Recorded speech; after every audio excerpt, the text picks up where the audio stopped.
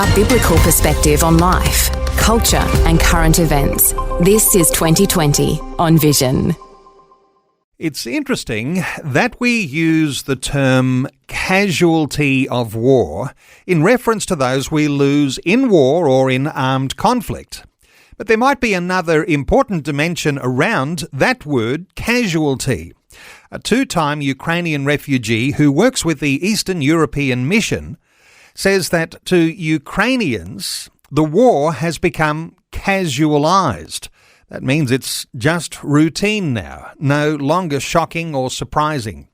Daria Novikova is a two-time refugee, first having fled Crimea in 2014 and then leaving Kiev. In February 2022, Daria needed to find safety for her teenage daughter and her ageing mother with fellow Eastern European mission staffers, and she found that level of security in Austria.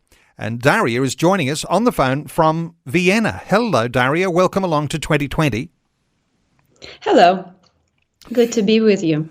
Daria, I want to be able to explore your story here and your thoughts on casualising the thought of war. But just quickly, your role with the Eastern European Mission, you're in charge of the Ukraine Humanitarian Aid Fund. Is that the way your position works? I lead EM, a non-profit organization in Ukraine, which is the primarily purpose of our mission is distribution of Bible and Bible-based literature. So we've been doing that for since 2009 in Ukraine. And we had many successful projects and good partnerships with churches and public organizations. Yet, when the war started, we couldn't be still. We couldn't just watch it, and as well as our donors. So we began receiving donations specifically for people who are suffering the war, who have been influenced by war, and this is actually how we began our humanitarian aid direction. And you can best do your job outside of Ukraine right now. Your story, though, first fled Crimea and now a refugee from Ukraine. Give us a little insight into why you had to go. Yes? It's not Crimea. I fled Donetsk, not Crimea. Donetsk. Okay. All right. You were fleeing violence, the war, the Russians. What was it like? It was many people with weapons on the streets. All of a sudden, in our peaceful and prosperous city, we noticed people in military form without any signs of belonging. We couldn't tell which country they are. But it was obvious that they were military people and they were weaponed. But also their faces, they were not local. They were all the different nationalities, but not Ukrainian, not Slavic nationality, as Ukraine is a quite closed society. So we do have some inner nationalities, but those people were definitely not from Ukraine, and that was very scary to be surrounded by these people. There were some protests against Russia invasion, but that just didn't work. They were in majority, and city was occupied by them. So I made a decision to flee. You had to flee, and you got out of Donetsk. Now you're out of Ukraine, and you're able to continue your good work with EEM, the Eastern European Mission. Let's talk about the casualisation of war, because at the start, everybody had their eyes on Ukraine. Lots of Australians cheering Ukraine against the Russian invaders. But things have changed. And what do you mean when you say that word, casualisation of war? I mean that war had become a part of our daily life. The violence and destruction, explosions and fear. It's a part of our daily life, as well as bad news. It's been almost 3 years since the war had started, the full invasion, full scale war had started. And there was not much good news that Ukrainians have heard. So it's just the 3 years of everyday bad news, every day hearing about dead people, every day hearing about broken lives, devastating, after every explosion, there are devastating stories of people, children, families being dead and being found, in their destroyed apartments or houses, as well as people who are defending us, as well as our defenders on the front lines.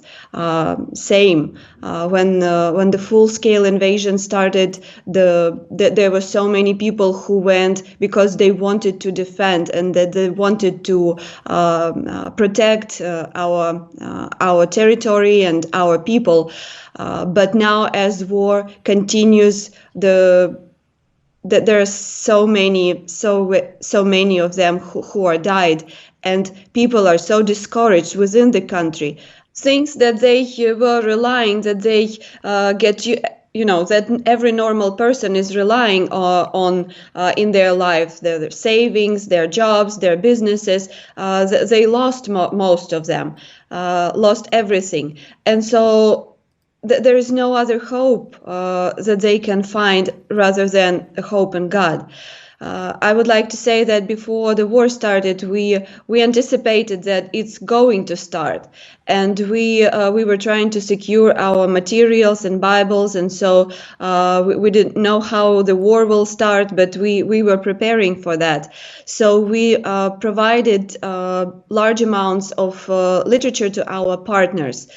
Big churches, big public organizations. So before the war started, they had a good supply of Bibles and our base materials, Bibles for kids, coloring books.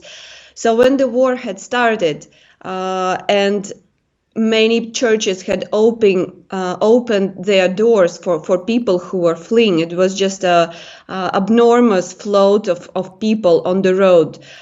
So they opened the doors of churches for people to spend the night, for people to take a shower. For all roads were blocked. The 100 kilometers that you can make in 1 hour, usually people were driving for 6 hours. I note that you distributing something like 2 million Bibles each year in Ukraine, and wonderful to hear of people who were using the church facilities. Is the use of the church as a facility connecting people's hearts to faith in Christ? How do you describe the spirituality of the people? Are they searching for God in the turmoil that they're going through? They were totally disoriented.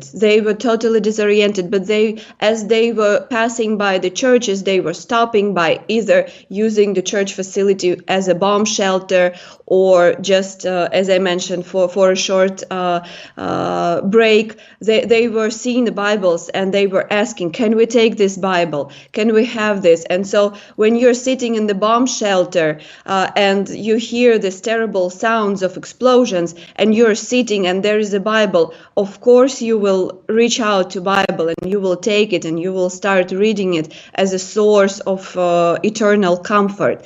And so this is how people started taking Bibles and asking questions and visiting churches. For they were doing it. It was a bad reason, but it was a very good outcome because people were they could see the source of eternal hope, and they were brought to it. Like they were literally forced into it.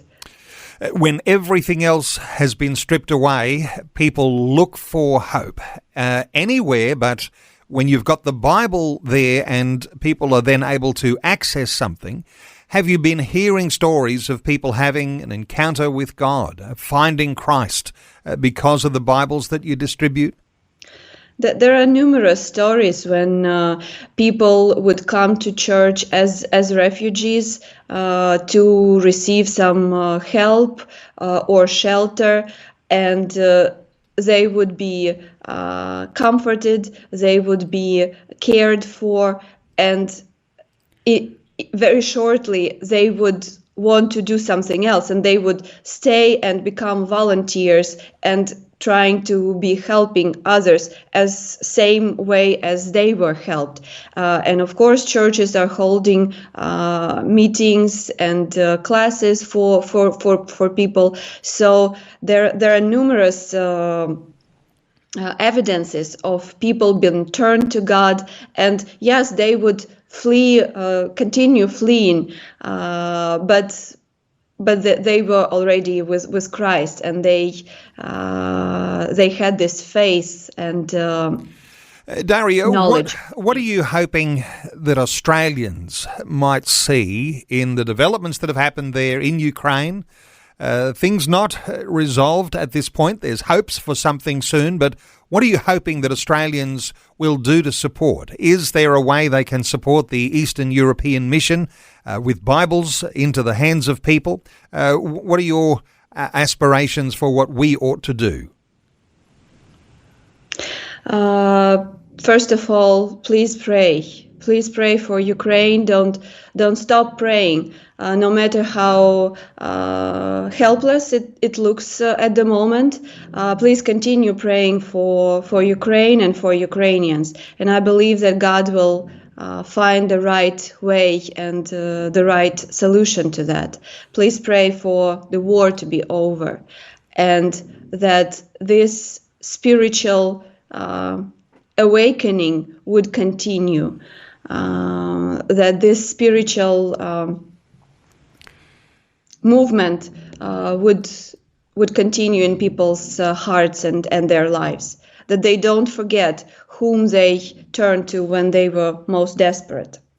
Well, Daria, thank you so much for sharing your heart and what's happening with the people of Ukraine. Daria Novikova is a two-time refugee. She fled Donetsk and then she fled Kiev in February 2022. She needed to find safety for her teenage daughter and for her aging mother, and she works with the Eastern European Mission.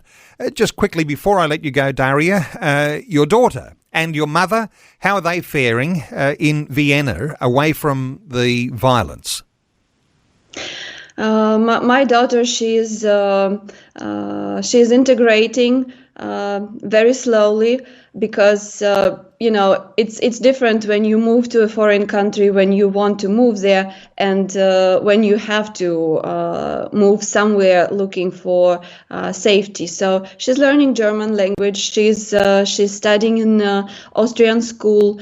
She has some friends, but it's still difficult. The transition is difficult, being away from the other part of her family, from her father, from grandmother and grandfather, from her aunt. So it's difficult, but slowly, with little steps, she's making it. And my mom, she stayed here with us for a year and a half. She was also doing well, but still felt a stranger in a foreign country. But then we went to visit Ukraine for a little while, and she said that she wants to stay there. She doesn't want to go back. She said that yes, it is scary. Yes, when I hear the drones flying, when I hear explosions, I hide in a shelter, but it's a few hours. But yet I'm at home. I'm at among people that I know. I'm speaking my language, and I can be in my church and in the fellowship of Christians who know me and who understands me. So she stayed in Kiev. She made this choice. Well, Daria, thank you so much for sharing your heart with us. For listeners to connect with Daria, you can do so at the website of Eastern European Mission, EEM.org. That's EEM.org. Daria is administering the Eastern European Mission's Ukrainian Humanitarian Aid Fund. No doubt there'll be an opportunity to make a donation on the website, EEM.org. Daria, thanks so much for joining us today on 2020. Thank you so much for inviting me. It was an honor for me. Thanks for taking time to listen to this audio on demand from Vision Christian Media. To find out more about us, go to vision.org.au.